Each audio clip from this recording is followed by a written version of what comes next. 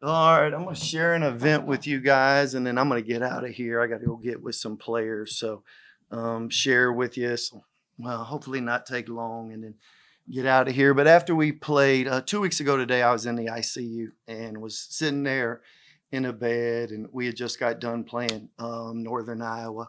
And after the game, I realized like something's not right. Like there's something physically wrong. It happened as soon as the game was over at UNI. High fiving the guys as they're coming in, and it almost feels like my chest has got like a skeletal fracture. And just, it's really, really hard to breathe. I have to go do the interview with Bob and Mike, and they're about 100 yards away. And I just really, really struggled to get there. Did not know if I was going to be able to get back. Turned around and walked back, sit down in the coach's locker room, and just kind of just sunk there in that chair. And sit there, Ryan Hillard, who some of you may know, just did a phenomenal job of getting everybody organized. We were in the middle of a winter storm, and we did not know if we were going to be able to get back that night. But get on the bus. It's a problem getting on a bus. Like I really can't walk. And then get to the bus. We land. Plane leaves at 11:25. We land at 1. Call my wife. Said I need to go to the hospital. Something's wrong. And get to the hospital. It's around 2 o'clock in the morning. 2:30. I get sent back. They immediately do an EKG on me and say there's some abnormalities here. We're not sure. We're calling a cardiac team. We need to admit you overnight. And that was the last thing I remember. Fainted. And then next thing I remember was waking up in a room having cardiac surgery. And you go on and through that process, and you say, "Hey, like, why are you telling us this story? Like, what's the purpose of it?" I will tell you that Christmas it's a wonderful occasion, right? The whole world shuts down, and as the world shuts down, everybody gets to be with people that they love. For a billion people, several couple of billion people, it's a sacred holiday, right? Christmas is this celebration of a new life. And this new life that happens is referenced as the Matthew writes, Emmanuel. Every religion is that we know of is a human who claims to be God. They have divine revelation. They know. I lived during the David Koresh thing during Waco, Texas, where a guy claimed to be God. This is the only religion where a God becomes human. Matthew writes that you're going to refer to him as Emmanuel, which means God is coming to us. And this new life is providing new life. And that's what I feel like I have. Not in a spiritual sense. I'm 100% content and at peace where I'm at spiritually, but physically feel like I have new life. Christmas is also not only a sacred holiday, but it's a solemn holiday. There are people who are at the table who are not there, who you anticipated being there. There's a person there. There may be people there. And, I was in a really, really fortunate situation. When we turned around, Kevin and I talked the day before when we were under the winter storm advisory. We did not know if we should we play this game at 7. This storm's supposed to hit somewhere around 6. We talked about 3. We realized, he said, it's clear as day. You're from Texas. They have all the tools here in order to be handle an event like this. And we, after the game, had originally scheduled to get on a bus and come back. Had we got on that bus and come back, I likely, on account of the event, I would have likely have died. We were going to go to the hotel and be at the hotel. I was super fatigued after the game. And Ryan said, "What do you want to do?" And I said, "Hey, is a hotel still an option?" If I'd have been in that hotel room when I'd have fainted, this is my family this is a sad event. We were on the plane. The only reason that we were getting out of Waterloo, Iowa that day is because a plane that got delayed was scheduled to come in at 11:30. They were not going to clear the runway for our little 30-seat passenger plane. But because a plane was coming in from Chicago, they said, you guys can get out at 11:25.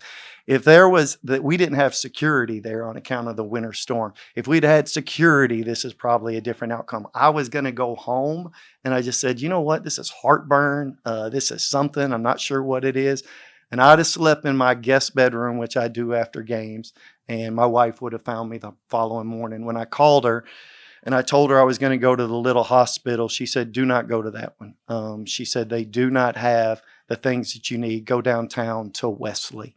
And I say all of that by the grace of God, there were a series of events that if there is a 30-minute detour of something happening, this is a solemn, Christmas is a solemn event for our family. And I was talking to my cardiologist earlier this week, and he says, whenever you have an event like yours and you need an emergency procedure, he said the death rate is, your mortality rate is 50% if you do not get treated within the first hour. So if you ever have a heart issue, you want to be at a hospital with a cardiac team that already has the cardiac team on the way. So when you have your event 5 minutes later, you're in there. Here's why the bigger reason that I tell you this story is I just work. I would go get physicals. I knew that things from a come to find out from a cholesterol perspective, that is 80% hereditary, and didn't realize it. I don't drink. I don't smoke. And when I say don't drink, I don't drink a drop, not holidays, nothing. I don't smoke. I run 12 miles run. I go 12 miles every Saturday, 2 miles walk, 4 miles run, and then come back the other 6. I don't take medication. I don't do anything. But I knew that I would ignore these physicals, and I almost ignored all this pain that was happening in my chest. And again, by the grace of God, I didn't ignore any of it and addressed it. But I would tell you, you young guys, young ladies like Chance, Owen, don't skip those things, man. When those things come up, like I just really, really encourage, if there's somebody who hears this, I really, really encourage you to do this. Now, I'll tell you the other thing that my cardiologist, I had a team of them here last Saturday when we played DePaul. Don't know if you noticed, but I was sitting down. They told me that I could not stand. I didn't even wear the same equipment as the rest of the staff because I had all these monitor devices on me. And they said, hey, we're fine. Other than Chance, all of a sudden, when you go 13 of 28 for the free throw, they started to pull me out. They said, your heart rate is getting too high on account of all of these missed free throws. And he came over and kind of nudged me. But I wouldn't advise doing that if you get out of ICU on a Wednesday, coaching on a Saturday. But I had a number of people. I was going to show up for these players. We told them Friday. One day after we win a national championship here, I will put the pictures in the book. But my right coronary artery was 100% clogged, and it had not received any blood for 6 hours. And they told my wife after they went in and put in multiple stents in order to allow blood flow, they said, we are not sure about his quality of life. They brought in a chaplain after the surgery to my wife. And so you can imagine what she was thinking to the chaplain and the cardiologist.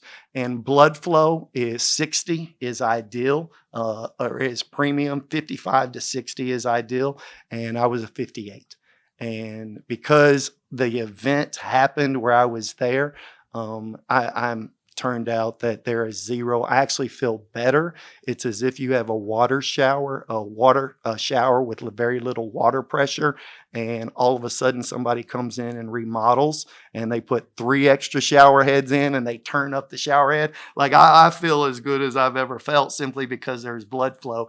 And I had zero idea that I had 100% blockage in my right coronary artery. And all of this, people have asked, like, what can you give us the medical name of what's occurring? And the truth is, I can't. I can't pronounce it. I really don't know. But I kind of look at this as the same way as I do our players. They'll ask, hey, what position do I play? And I'm like, there's 2 positions, guys. There's on the court and there's off of it. This is what I think of my condition. There's two conditions. There's death and there's life. And I have life, and that I'm grateful for. And it's one of those things where you and I, we get so busy with our lives that we got a tendency to ignore the people that we have responsibilities to. And I would tell you, pursue life, man, and do it with force. Do not skip those physicals. I'm fortunate. I'm extremely blessed, and I'm grateful. So I say all of that to say happy holidays and Merry Christmas.